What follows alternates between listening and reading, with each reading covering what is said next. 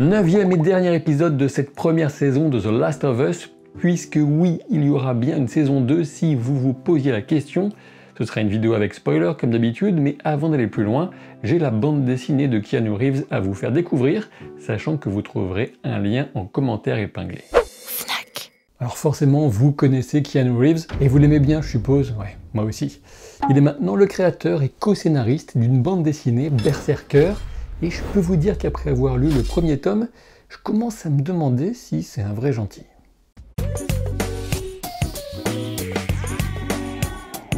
Berserker, c'est un coup au plexus qui ressort par le dos et envoie la colonne vertébrale fracasser un gars quelques mètres plus loin. Voilà, là, il exagère encore, Captain. Alors non, pas du tout, hein. Est-ce que j'ai la tête d'un gars qui exagère, moi? Non, je suis on ne peut plus factuel.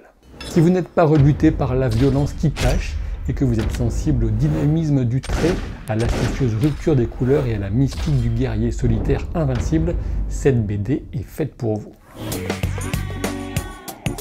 Keanu Reeves et Matt Kindt posent un scénario prometteur qui joue sur les époques, les ambiances et pourrait emmener très loin ce personnage terrifiant qu'on n'arrive pas vraiment à détester, du moins pas encore. Et ils sont magnifiquement servis par Ron Garney au dessin et Bill Crabtree à la couleur, avec une véritable participation chromatique à l'état d'esprit du fameux Berserker. Dans ce tome 1 disponible chez Delcourt, vous aurez 116 pages d'histoire et 25 pages de bonus avec des commentaires de Keanu Reeves et Matt Kindt en personne. On a très hâte de voir dans quelle direction ils emmèneront cet éternel qui veut la possibilité de mourir, mais pas vraiment la mort.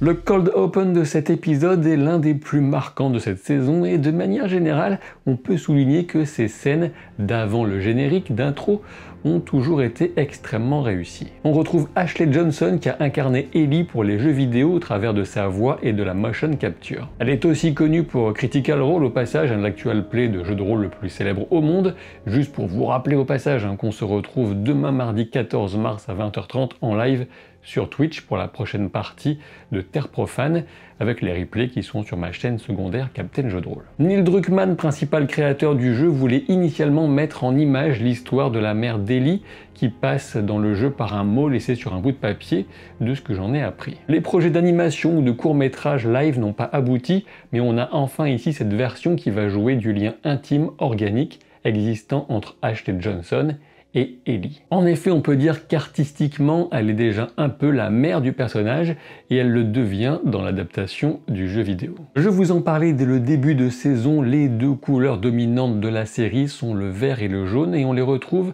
de façon très affirmée dans cette intense et poignante mise au monde d'Ellie. Anna est assise sous le dessin d'un arbre dans cette ruine délaissée de chambre d'enfant, comme en témoignent les motifs enfantins des rideaux déchirés. Voilà qui m'a directement fait penser à l'image d'ouverture du deuxième épisode, après le cold open, quand Ellie était en position fétale dans un nid de verdure sous les rayons du soleil. Une place bénéfique de la nature qu'on retrouvera au travers de l'interaction avec la girafe dans cet épisode. Comme expliqué dans le podcast officiel par les showrunners Craig Mazin et Neil Druckmann, l'idée de montrer la naissance d'Ellie avant le dernier épisode a plusieurs avantages. D'abord nous permettre de la découvrir au travers du regard de Joel, ensuite la montrer dans sa forme la plus innocente et vulnérable en compagnie de sa mère, prête à tout pour la protéger durant les quelques heures à peine qu'elle pourra partager avec elle. Joel aussi montrera qu'il est prêt à tout et on y reviendra bien sûr, prêt à mentir aussi, et c'est avec un mensonge sur le timing de la contamination et de la coupure du cordon ombilical que commence aussi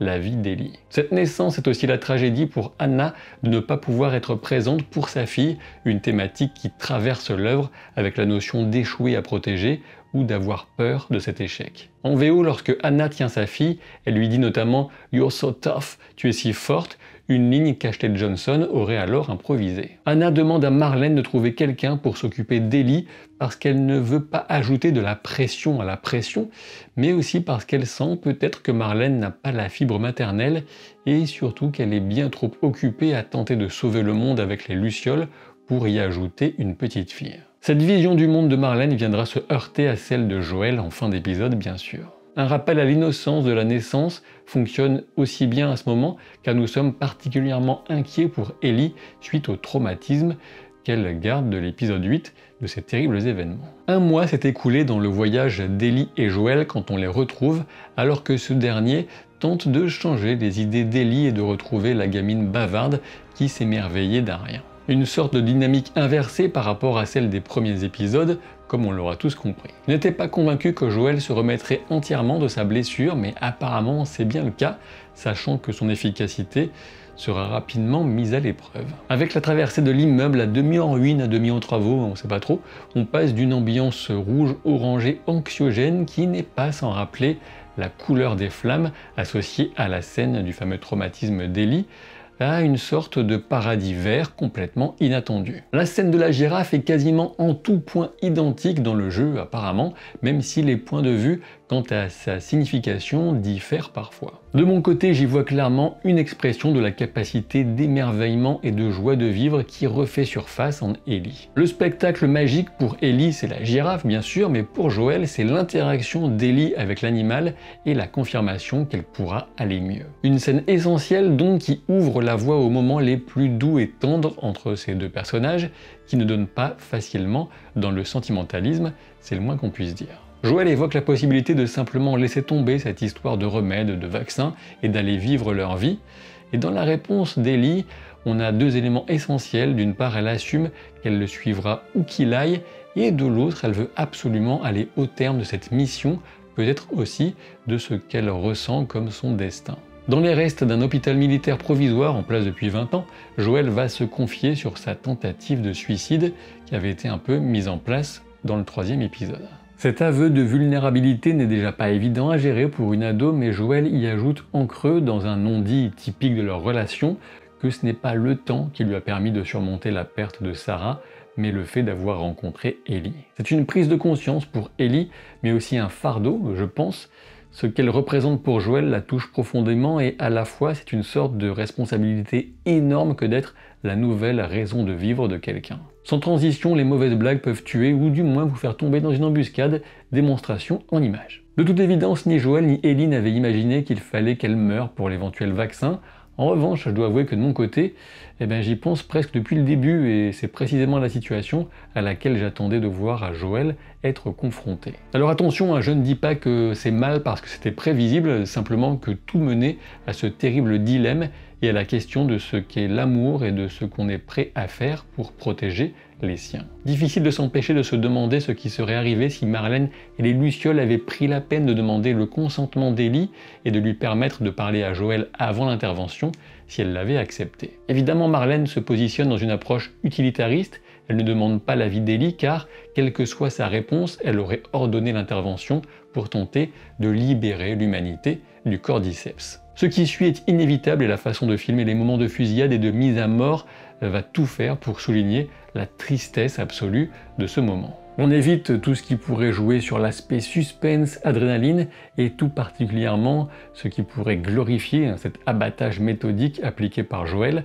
à tous ceux qui se dressent sur son chemin. Joel est capable d'entrer dans un état de sang-froid absolu qui lui donne un avantage énorme sur tous les autres tireurs, le tout dans une saturation totale de la fameuse couleur verte qui représente encore et toujours le danger et le drame dans la majeure partie, on va dire, de la série. Je n'entrerai pas en détail dans l'impossible débat consistant à savoir qui de Marlène ou Joel a raison ou tort, je remarque juste que dans les deux cas, ils commettent l'erreur terrible de ne pas consulter Ellie quant à son propre destin et ce qu'elle veut en faire. Lorsque Joel se retrouve face à Marlène avec Ellie dans les bras, on trouve un parallèle absolu avec la fin du long flashback qui avait marqué le début du premier épisode, alors qu'il portait Sarah face à ce soldat. Un soldat qui lui aussi pensait tuer pour protéger la collectivité de l'infection, et hors de question bien sûr pour Joel d'échouer une seconde fois à protéger le centre de son univers. C'est totalement au-dessus de ses forces et quitte à y laisser son âme.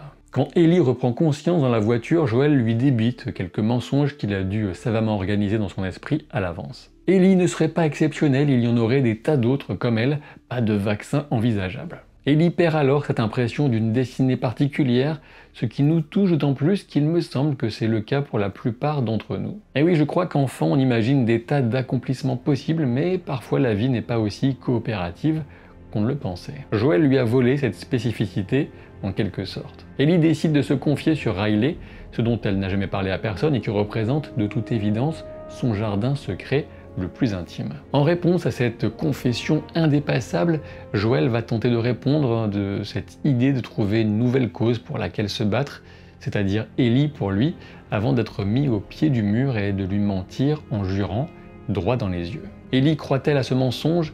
Non, elle sent qu'il cache quelque chose et on peut même dire qu'à ce moment, elle devine sans doute que sa vie était en jeu et que Joel a fait un choix à sa place. Ce qui est totalement ouvert à l'interprétation, c'est de savoir ce qui se cache derrière le « ok » d'Ellie. Est-ce que c'est « ok, je vais continuer comme si de rien n'était malgré le mensonge parce que je t'aime trop » ou est-ce que c'est un « ok, notre relation de confiance a été brisée et je vais devoir ramasser les morceaux comme je peux ». Je n'ai pas la réponse et quoi qu'il en soit, c'est une fin absolument fabuleuse qui est la même que dans le jeu donc, auquel je n'ai toujours pas joué pour info. Dans la saison 2, les joueurs savent qu'un personnage important s'appelle Abby et l'actrice qui lui donnait vie dans le jeu a fait une apparition masquée puisqu'elle était l'une des 2 infirmières du bloc, les 2 seules personnes qui survivent à Joel car ils ne voyaient pas en elle une menace. À mes yeux, cette saison était une franche réussite sur de très nombreux plans.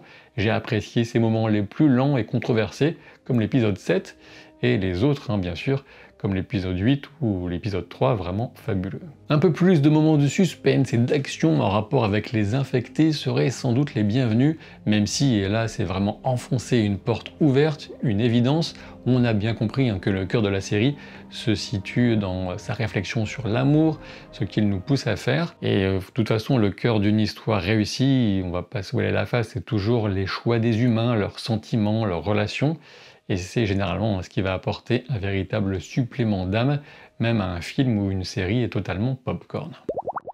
Je vous rappelle que vous retrouverez un lien pour découvrir la BD Berserker en description de la vidéo et en commentaire épinglé. Je vous donne rendez-vous demain mardi 14 mars 20h30 en live sur Twitch pour du jeu de rôle et mercredi pour la vidéo sur cette chaîne, vidéo sur The Mandalorian bien sûr, après cet excellent épisode 2 et je vous dis donc à très vite pour de nouvelles aventures. Salut!